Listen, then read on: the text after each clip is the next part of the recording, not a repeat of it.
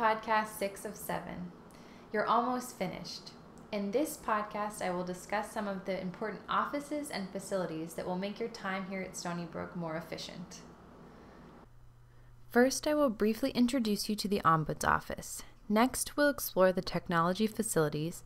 And finally, we'll talk about the university libraries and how to access library materials. The Ombuds Office is perhaps one of the lesser-known offices on any campus, Stony Brook included. Basically, the Ombuds Office serves as an informal resource for students, faculty, and staff at the university. The Ombuds Office functions outside of all other administrative and management functions on the university campus.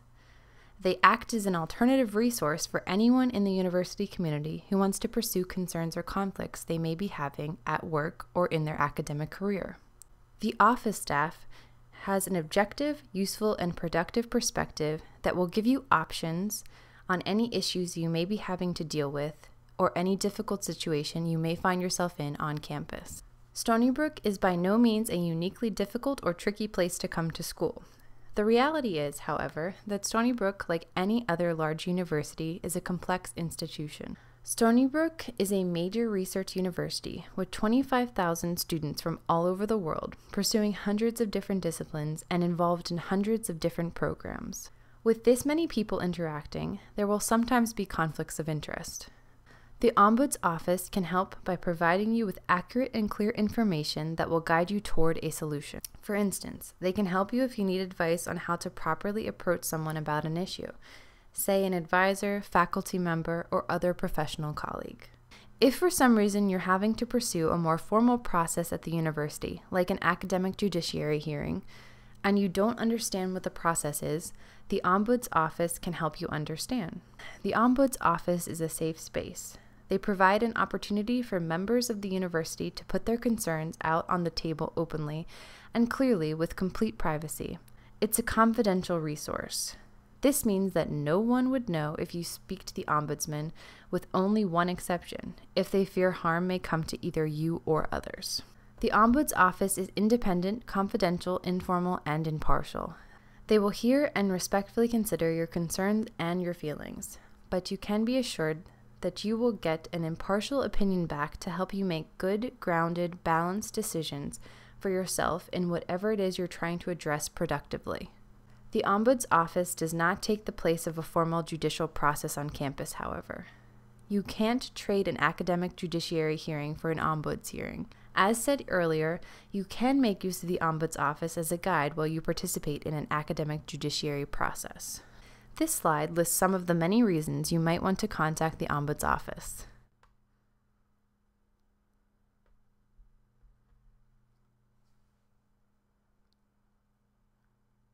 The Ombuds officers will meet with you personally or over the phone. No detailed communication is conducted over email because of the need for confidentiality. The Ombuds Office serves all members of the university, including administrators, faculty, staff, and both undergraduate and graduate students from all programs. If you need to utilize the Ombuds Office, it is located in Psychology Building B, room 119 in the center of campus. Its entrance is inconspicuous, allowing for more privacy. There's no wrong reason to contact the Ombuds Office if you have questions or concerns. In the end, the Ombuds Office is one of those resources that's good to remember in times of issue, misunderstanding, or ambiguity. There is also a helpful website through stonybrook.edu if you have further questions. The link can be seen here. Next, I want to introduce you to technology here at Stony Brook. Like most institutions, Stony Brook has institutional email, online course management, and computer labs available to students. We have email addresses through Google's Gmail on campus. The Gmail account you will receive upon enrollment also has 30 gigabytes of online storage across both Gmail and your corresponding Google Drive account. Online course management is provided through Blackboard. You need to set up your NetID and password in Solar in order to access Blackboard and any other password-protected electronic resource at the university. The NetID is crucial to accessing many of the technological resources on campus. Blackboard can be accessed at blackboard.stonybrook.edu. Every course that you take or TA for that uses Blackboard to distribute documents or other course materials will show up when you log on to Blackboard. If you log on and do not see a course that the instructor has told you about, check with the instructor to make sure they have made the course available. If you are a TA and do not see the Blackboard for a course you are TAing, the instructor or department will need to add you as a TA for this course. Teaching and Learning Technologies, a division of Information Technologies on campus, maintains all of the computer labs, also known as sync sites, an acronym for Students in Need of Computers. Sync sites are an excellent resource on campus for software, printing, and scanning services. At a sync site computer, you also have direct access to your campus-based cloud storage that is available through your NetID. Every student has 500 megabytes of cloud storage, known as MySB files, available to them that can be accessed from any computer with an internet connection. Again, you will need your NetID to log on to the sync site computers. On the Sync Sites page under TLT, you can find clickable links for the various sync site locations in the left side panel menu.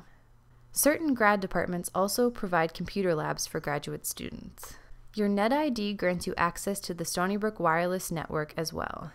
Instructions for connecting wireless devices of all shapes and sizes can be found on the TLT website. Stony Brook has a Print from Anywhere feature. Once you have this set up, you can send a print job from anywhere to a sync site.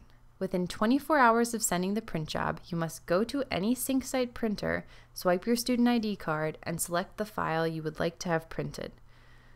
So if you're running late, you can print from home and pick up your document at the sync site as long as it's within 24 hours.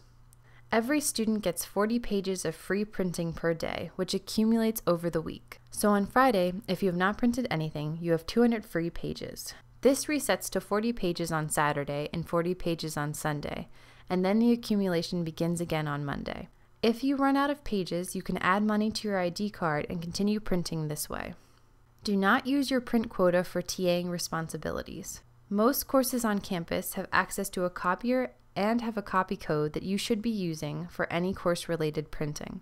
Ask the instructor if printing comes up during your TA ship.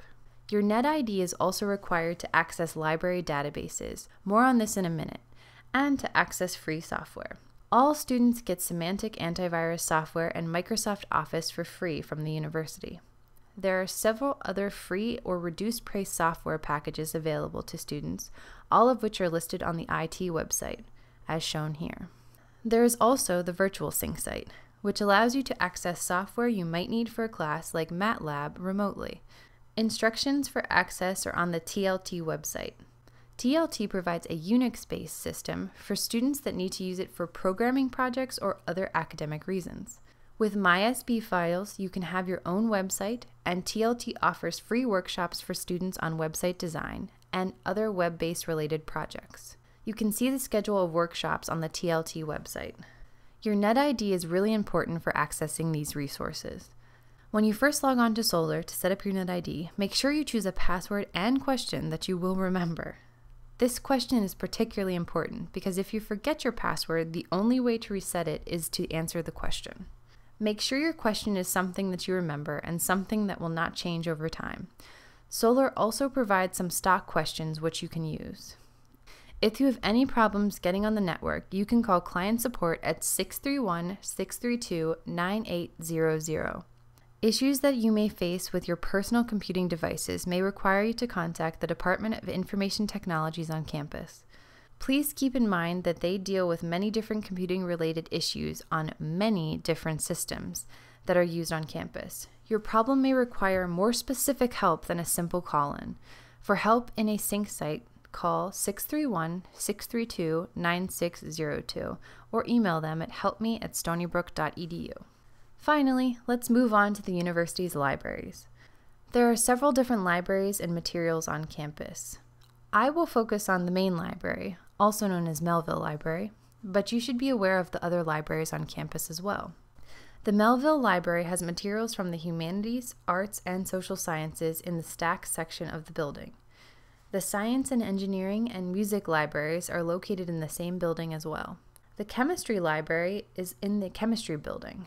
Math and physics is on the C level of the graduate physics building. MASIC, the Marine and Atmospheric Sciences Library, is in Challenger Hall, which is located on the South Campus. There is also a health sciences library located on the 3rd level of the Health Sciences Tower on the East Campus.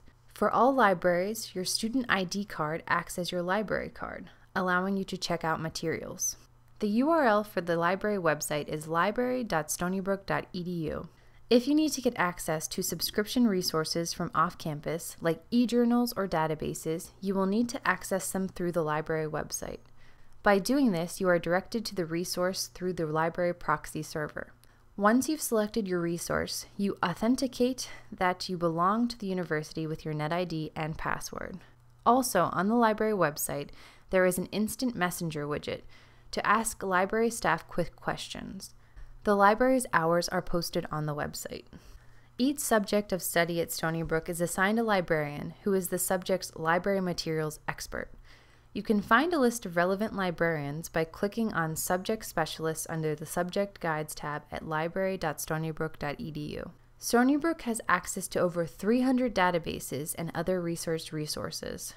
You can look through multiple databases by clicking on the Databases A to Z tab under the Find Library Materials tab. If you are doing research from an off-campus location, you will need to enter your NetID and password to access any of the databases provided to you by Stony Brook University. The library has a number of research services, including Alert Services, Stony Brook Dissertations Database, a special collections department on the 2nd floor of the Melville Library, and interlibrary loan. Stony Brook is also a member of the Research Libraries Group, which allows you to go into the city and use Columbia or NYU's library. You are not allowed to check out material, but you can work in the library and use their database and books. The librarians suggest you always call ahead, especially at NYU, because the building security is often not aware of this Research Libraries Group policy. You will need your Stony Brook ID card as well. Here is a summary of the circulation policies for graduate students. Renewals can be made online up to 3 times from the library website. Overdue materials fees greater than $5 will enact a registration block that prevents you from registering for the upcoming semester until the fee is paid. Graduate students typically get extended loan periods. The library offers many resources for teaching and personal training. You can invite a librarian to come to your class to help teach your students how to access resources they need for course assignments. There are workshops on library and research resources. For example, there is a workshop on how to use EndNote, a software tool for managing citations, bibliographies, and references. If you have any questions about the library, please use their informative website, library.stonybrook.edu.